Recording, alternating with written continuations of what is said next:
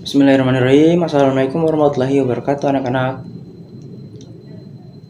Bagaimana kabarnya pada pagi hari ini? Alhamdulillah baik. Nah, sebelum kita melanjutkan pembelajaran kita pada pagi hari ini, alangkah baiknya kita berdoa dulu terlebih dahulu ya. Nah, tolong ketua kelasnya memimpin doa. Doa selesai ya. Baiklah.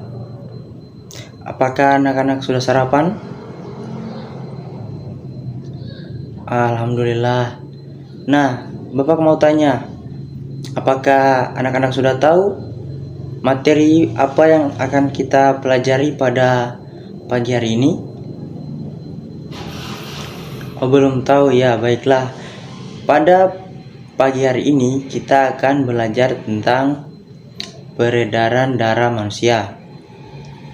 Nah, sebelum lanjut, Bapak akan membacakan tujuan dari pembelajaran kita pada pagi hari ini.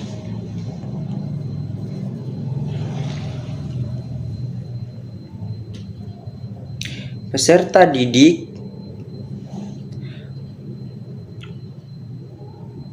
mampu merinci setiap bagian organ tubuh yang berperan dalam sistem peredaran darah manusia dengan tepat.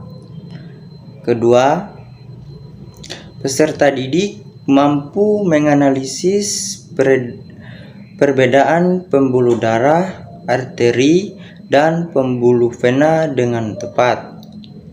Ketiga, peserta didik mampu menganalisis sistem peredaran darah kecil dan sistem peredaran darah besar manusia dengan tepat. Keempat, peserta didik mampu menunjukkan setiap bagian organ yang berperan dalam sistem peredaran darah manusia dengan tepat. Yang kelima, peserta didik mampu menyajikan laporan hasil analisis pembuluh arteri dan pembuluh vena dengan tepat. Peserta didik yang keenam, peserta didik mampu menyajikan bagan alur peredaran darah kecil dan peredaran darah besar dengan tepat. Peserta didik yang ketujuh, peserta didik mampu menjelaskan pengertian dari peredaran darah manusia. Baik, selanjutnya apakah kalian sudah tahu peredaran darah? Apa pengertian peredaran darah manusia itu? Nah, siapa yang tahu? Oh, tidak ada. Baiklah, Bapak akan menjelaskannya. Sistem peredaran darah adalah sistem yang mengedarkan darah dari jantung hingga ke seluruh tubuh dan kembali lagi ke jantung. Nah, dari jantung dia akan kembali lagi ke jantung setelah dia menyalurkan semuanya ya. Baik, kita lanjut. Nah, ada contoh yang akan Bapak sampaikan. Ada anak yang hanya duduk melihat teman-temannya. Ada anak yang bermain lompat-lompat. Ada anak yang bermain hula hoop. Ada yang membaca sambil duduk. Dan ada pula anak yang membaca sambil berdiri.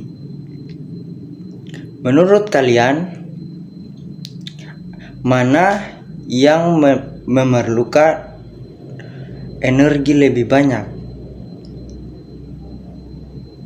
Nah, aktivitas di atas atau yang kita lakukan sehari-hari berpengaruh terhadap peredaran darah.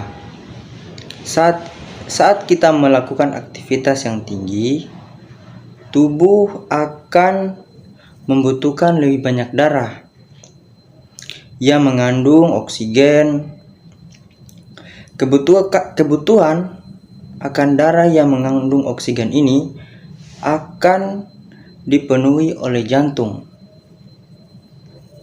dengan cara meningkatkan aliran darah seperti saat kita melakukan senam. Maka jantung kita akan berdetak lebih cepat. Jantung memompa darah ke seluruh tubuh melalui pembuluh darah, sedangkan paru-paru menyuplai oksigen ke darah untuk diedarkan ke seluruh tubuh. Mengalirnya darah yang dipompa oleh jantung di dalam tubuh disebut sistem peredaran darah. Darah dalam tubuh kita mengalir melalui organ-organ peredaran darah. Nah, siapa yang tahu? Ada yang tahu apa-apa saja organ peredaran darah itu? Apakah anak-anak ada yang tahu? Nah, kalau tidak ada, baiklah, Bapak akan memberitahu organ-organ peredaran darah itu apa saja. Nah, yang pertama itu ada jantung. Terus yang kedua ada pembuluh darah. Dan yang ketiga ada paru-paru. Nah, kita akan membahas dulu yang pertama, yaitu jantung.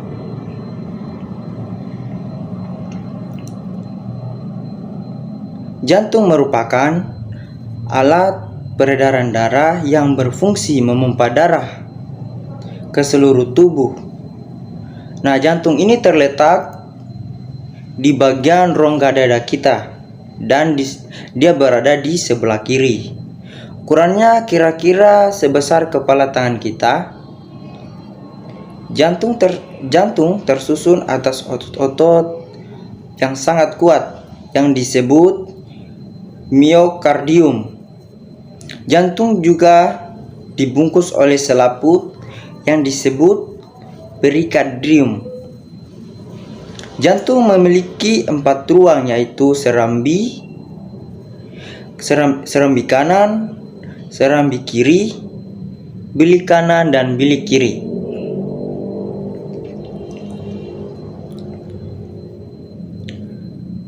Nah, bagaimana jantung bekerja?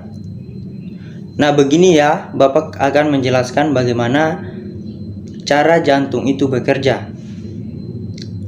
Yang pertama, serambi jantung mengembang, maka darah dari pembuluh bilik masuk ke dalam serambi jantung kanan dan kiri. Yang kedua, serambi memompa darah keluar menuju bilik. Saat itu serambi berkontraksi. Yang ketiga, ketika serambi berkontraksi, bilik kanan dan bilik kiri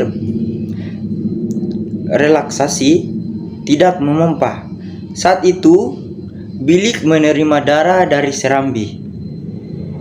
Yang keempat, bilik kanan dan kiri kemudian berkonstruksi menekan darah ke dalam 2 arteri besar menuju tubuh dan paru-paru.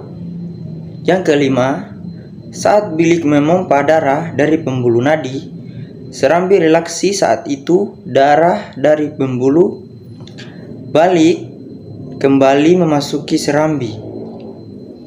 Seperti proses nomor 1 dan siklus jantung berulang lagi.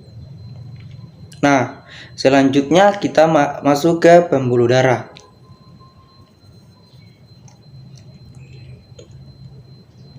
Nah, anak-anak mungkin ada yang tahu apa itu pembuluh darah? Baik, kalau tidak ada, Bapak akan menjelaskannya ya. Pembuluh darah merupakan saluran tempat mengalirnya darah dari jantung ke seluruh tubuh atau sebaliknya. Terdapat 3 pembuluh darah, yaitu ada arteri, vena, dan kapiler. Arteri disebut juga dengan pembuluh nadi. Arteri merupakan pembuluh yang membawa darah keluar jantung. Arteri berdinding tebal dan elastis. Alirnya cepat, denyutannya sangat terasa, dan terletak jauh dari permukaan kulit. Nah, yang kedua itu vena. Disebut juga dengan pembuluh balik. Vena merupakan pembuluh yang membawa darah menuju jantung. Nah, dan kapiler merupakan bercabang paling terkecil dan tipis yang menghubungkan arteri dengan vena, jaringan serta sel tubuh. Nah, selanjutnya kita akan masuk ke paru-paru.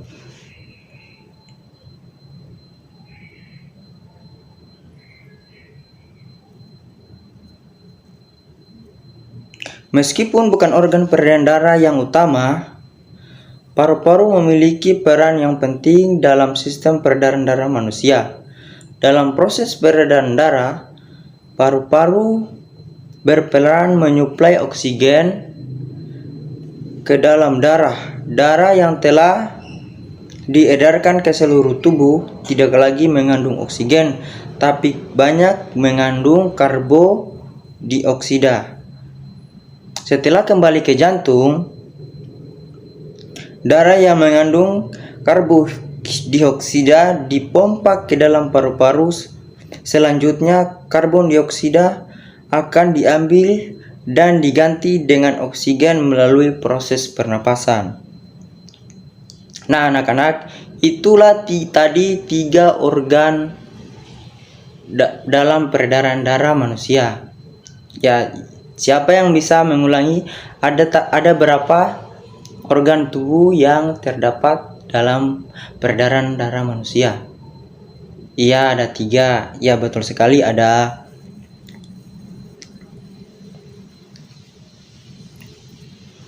jantung, kemudian ada pembuluh darah dan paru-paru.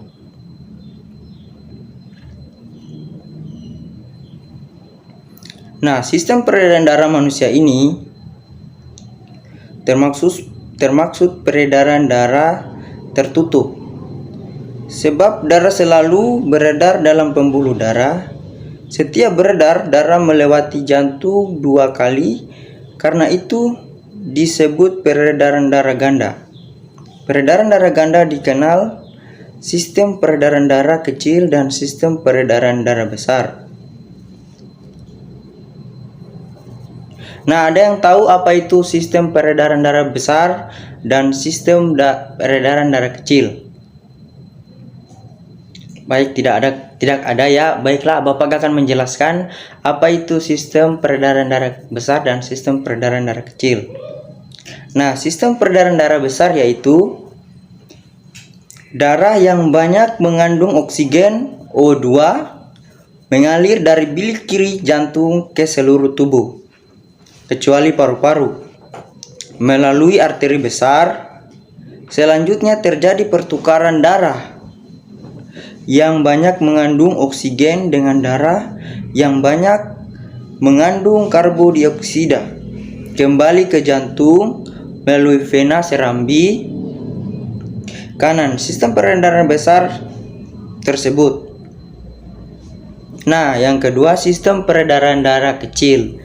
Nah, sistem peredaran darah kecil yaitu darah mengalir dari bilik kanan menuju paru-paru melalui arteri pulmonalis. Dalam paru-paru terjadi pertukaran darah yang banyak mengandung karbon dioksida atau CO2 dengan darah yang banyak mengandung oksigen O2. Darah yang banyak mengandung O2 kembali ke jantung melalui vena pulmonalis. Sistem peredaran darah kecil sebagai berikut yaitu bilik kanan, arteri, paru-paru, vena pulmonalis serambi kiri. Nah, dari penjelasan Bapak tadi yang mengenai tentang sistem peredaran darah manusia, apakah ada yang tahu kesimpulan dari sistem peredaran darah manusia ini? Nah, tidak ada ya. Baiklah, kesimpulan dari peredaran darah manusia ini yaitu dia akan memompa dari jantung, sistem yang akan dari jantung hingga ke seluruh tubuh dan kembali lagi ke jantung. Nah, itulah tadi mengenai tentang sistem peredaran darah manusia. Nah, Bapak akan memberikan tugas kepada anak-anak sekalian, yaitu tugasnya adalah mengerjakan soal-soal yang telah Bapak tuliskan tadi di papan tulis. Ya, mungkin pelajaran kita sekian sampai di sini saja ya. Bapak ucapkan wabillahi taufiq wal hidayah. Wassalamualaikum warahmatullahi wabarakatuh.